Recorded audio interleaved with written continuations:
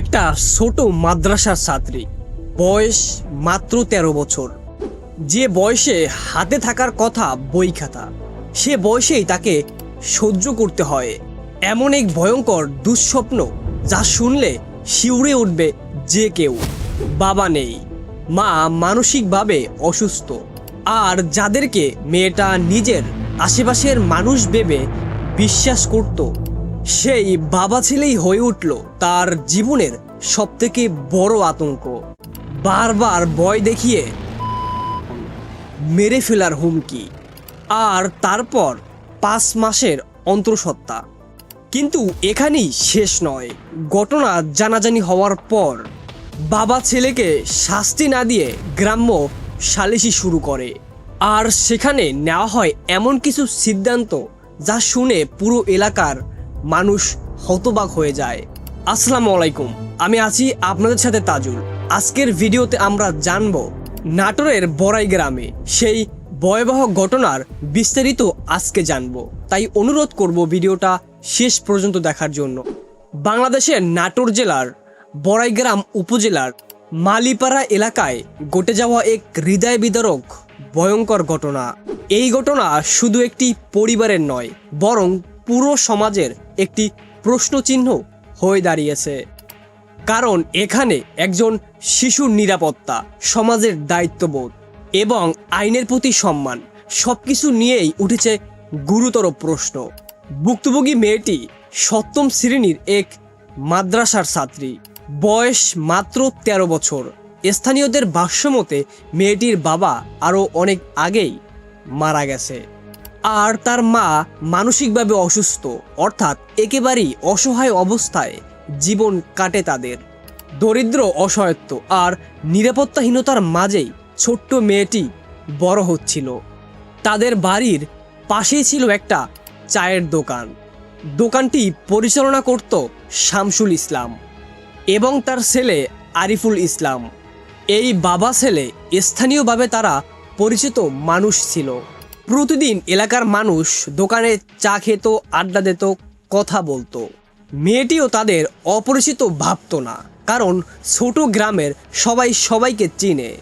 কিন্তু অভিযোগ উঠেছে, এই পরিচয়ের সুযোগ নেয় অভিযুক্ত বাবা ছেলে। অভিযোগ অনুযায়ী গত বছরের নভেম্বর মাসে একদিন সুযোগ বুঝে ওই মেয়েটিকে ভয়ভীতি দেখিয়ে প্রথমবার তাকে করে। এরপর মেয়েটাকে বলা হয় যদি কাউকে কিছু বলে তাকে মেরে ফেলা হবে। একটা ১৩ বছরের শিশুর জন্য এই ভয় কতটা ভয়ঙ্কর হতে পারে এটা সহজেই বোঝা যায়। কারণ মেয়েটা জানতো না কার কাছে যাবে, কি করবে, কার কাছে সাহায্য চাইবে। অভিযোগ রয়েছে এই ভয় দেখিয়ে বিভিন্ন সময় একাধিকবার শারীরিক নির্যাতন চালানো হয়েছে। এরপর ধীরে ধীরে মেয়েটি মানসিকভাবে ভেঙে পড়তে শুরু করে। কিন্তু মেয়েটা ছিল চুপ, কারণ ভয় তাকে চুপ করিয়ে রেখেছিল।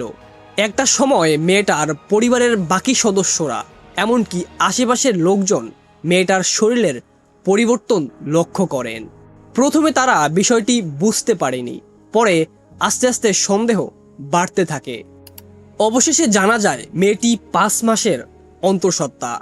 এই খবর প্রকাশ হবার পর পুরো এলাকায় চাঞ্চল্যকর সৃষ্টি হয়।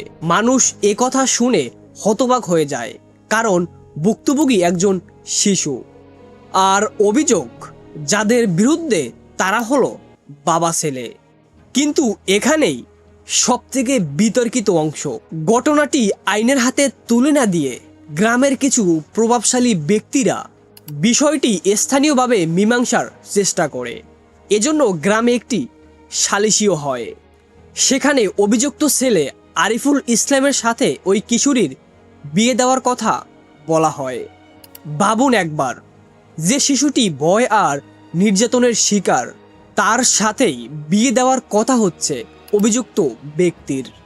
এমনকি এটাও বলা হয় বিয়ের কাবিনে ১০ লক্ষ টাকা দেওয়া হবে। এছাড়া আরও মেয়েটির নামে ৪% জমি লিখে দেওয়ার কথাও বলা হয়।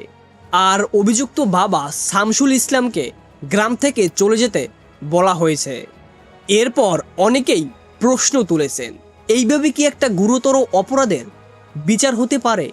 একজন শিশুর প্রতি ভয়ঙ্কর অপরাধকে কি শুধু বিয়ে আর জমি দিয়েই মিটিয়ে ফেলা সম্ভব? আপনার কি মনে হয়? এই সমস্ত কিছু হবার পর পরিস্থিতি আবার নতুন করে মন নেয়। ভুক্তভোগী কিশোরের ভাই থানায় একটা মামলা দায়ের করেন। এরপর পুলিশ অভিযান চালিয়ে বাবা শামসুল ইসলাম এবং অভিযুক্ত ছেলে আরিফুল ইসলামকে গ্রেপ্তার করে। বড়াইগ্রাম থানার ভারপ্রাপ্ত কর্মকর্তা আব্দুল সালাম জানিয়েছেন, অভিযুক্তদের আদালতের মাধ্যমে কারাগারে পাঠানো হয়েছে। এমনকি বর্তমানে মামলার তদন্ত চলমান রয়েছে। এই ঘটনাটি প্রকাশ্যে আসার পর সামাজিক যোগাযোগ মাধ্যমে তীব্র বিক্ষোভ শুরু হয়।